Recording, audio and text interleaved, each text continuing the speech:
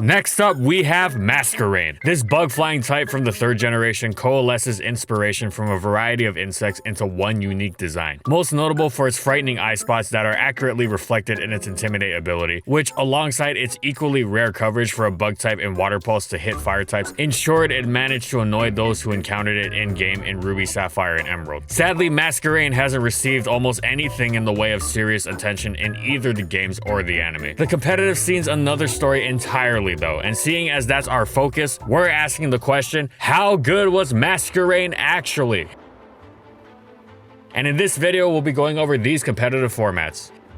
At first glance, Masquerain had a lot going for it in its debut generation. Maybe not for OU, but at least in a lower tier. It packed interesting support capabilities between Stun Spore and its unique access to Intimidate, as well as terrific options to directly threaten opposing Pokemon in Hydro Pump, Ice Beam, and even Giga Drain. Sadly, its typing and its stats really let it down, even in NU. It was unable to consolidate any sort of niche whatsoever. First, it wasn't a good defensive Pokemon at all. Its HP and defense were too meager for it to take neutral hits, and it couldn't effectively switch into Earthquake or fighting moves because the users of those moves mortally threatened it with the quadruple effective Rock Slide. Masquerain wasn't an effective offensive Pokemon either, because as great as its special attacking move pool was, it didn't receive stab on any of the moves, which was a death knell when combined with its subpar base 80 special attack. Masquerain switched in on nothing and dealt no damage, and as such it was never used even in Generation 3's never used tier. Generation 4 brought many new buffs for Masquerain. The new physical special split meant it could finally use stab moves off of its higher special attack stat. Unlike the previous generation's low base power options for bug and flying stabs, Masquerain now had access to the excellent Bug Buzz and Air Slash. Yanmega it certainly was not, but there is hope for it to carve out some sort of niche in a sub-Yanmega lower tier, given that the additions of Choice Specs and Life Orb further helped Masquerain in the power department and made it even easier for its Hydro Pump to blast through annoying checks to its stats. Finally, Masquerain received a great instant recovery move in Roost, as well as the always dangerous Baton Pass, meaning with agility and potentially a Pinch Berry, it could also fill a role as a stat passing supporter. Sadly, Generation 4 also regularly ripped Masquerain in half with the addition of the omnipresent Stealth Rock, and well, that was that. In fairness, Masquerain still wasn't going to be a particularly good Pokemon even if rocks weren't around, as its stats were still rather pathetic and Bug Flying was still one of the most weakness-laden typings in the game. As such, it wasn't a Pokemon that players were going to attempt to provide Rapid Spin support for, even down in NU. If they were going to try and do that for a quadruple Rocks weak Pokemon, they may as well use the most dangerous threat in the tier, Charizard. Even Articuno was far more worth the effort than Masquerain, and as such, Masquerain was once again never used in Generation 4's never used tier.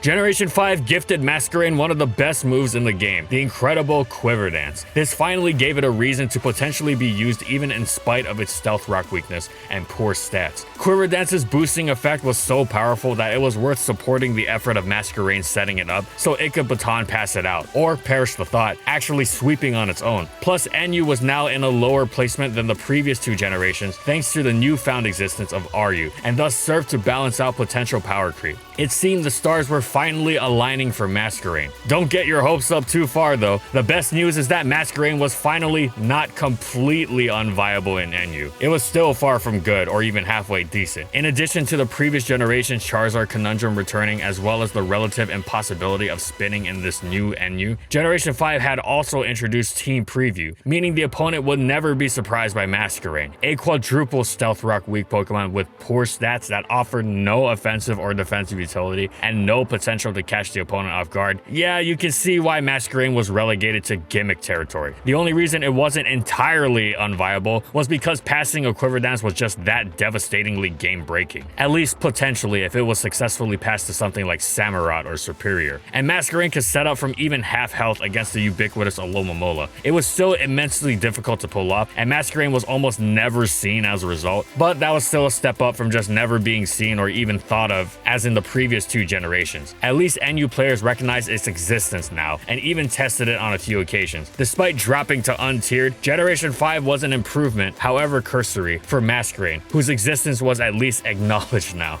Generation 6 gave Masquerain another excellent move in Sticky Web, allowing it to function as a lead for hyper offense teams filled with sluggers that appreciated the opposing team being slowed down. It received Scald as well, potentially crippling attempts to defog its Sticky Web away with a burn. Masquerain's quiver dancing antics were also indirectly improved by the newly buffed Defog, providing more widely accessible stealth rock removal. Baton Pass was banned, but Masquerain could still be threatening on its own accord, especially if it chose to use a focus dash. Finally, PU came into existence, providing a new tier even below NU. With all these buffs and an even lowest lower tier, surely Masquerain's time had finally come, right? Well, yes and no. No, because it couldn't find a niche even all the way down in PU, and it was completely outclassed no matter what it tried to do. It was outclassed as a Sticky Web lead by the tier's premier setter of the move, Levani, which was much faster and stronger and packed great moves like Knockoff and Magic Coat, while Masquerain was also outclassed as a Quiver Dance user by Butterfree, which was much stronger and had the amazing Sleep Powder. That's right, something was outclassed by Butterfree, and outclassed by a country mile at that. As a result, Masquerain was never ever used in Gen 6 PU, and fell to untiered. However, Masquerain did see some use, however rare, sparing, and brief, in Generation 6 OU. For some time, Sticky Web offense teams jumped to the forefront of the metagame. Their go-to setter was Shuckle, which also got up Stealth Rock. However, some players experimented with other web setters, Galvantula, and yes, Masquerain. They were both much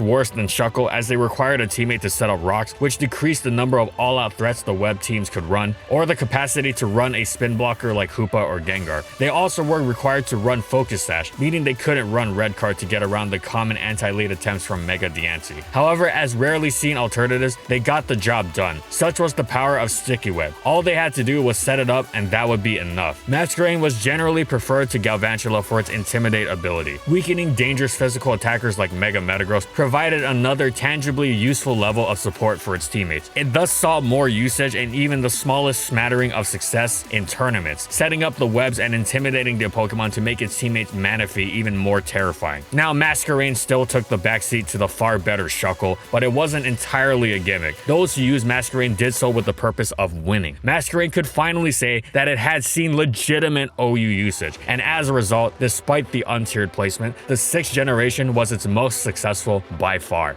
Masquerain received its biggest set of buffs yet in Generation 7, as its base special attack and speed both received a plus 20 boost, going from 80 to 100 and 60 to 80 respectively. Sadly, this still wasn't enough for it to scrape out any sort of niche in PU. Even with its stat buffs, it remained outclassed as a Sticky Web user by Levani, and couldn't contend with the newly added Smeargle either. As nice as it was that Masquerain got buffed, it was so heavily flawed to begin with that even those substantial stat boosts just weren't enough, and it thus fell to untiered once more. It didn't have its smallest of small niches in OU anymore either. That said, it was used with a Choice Scarf set in one tournament game in Sun and Moon, using a Choice Scarf set to attempt to surprise Snipe Greninja, and it actually helped the team win the game through the Sticky Web it laid down. It was still gimmicky to the point of being unviable, but at least it had that one moment, and at this point Masquerain was used to taking what very little it could.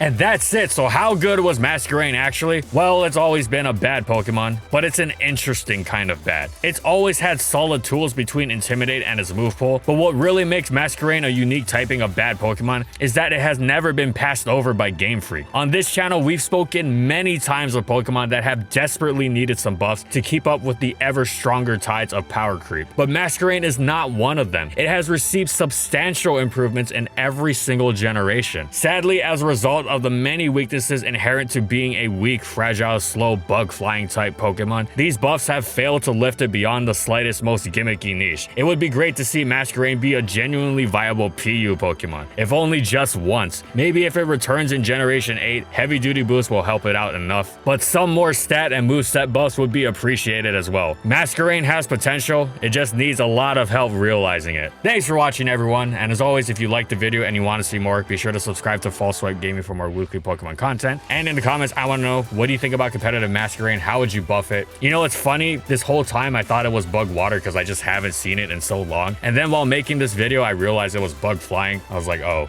well, that sucks. Whatever buffs you think it should get, let me know in the comments. Also, thank you so much to our patrons for continued support of our videos. And thank you to everyone else watching as well.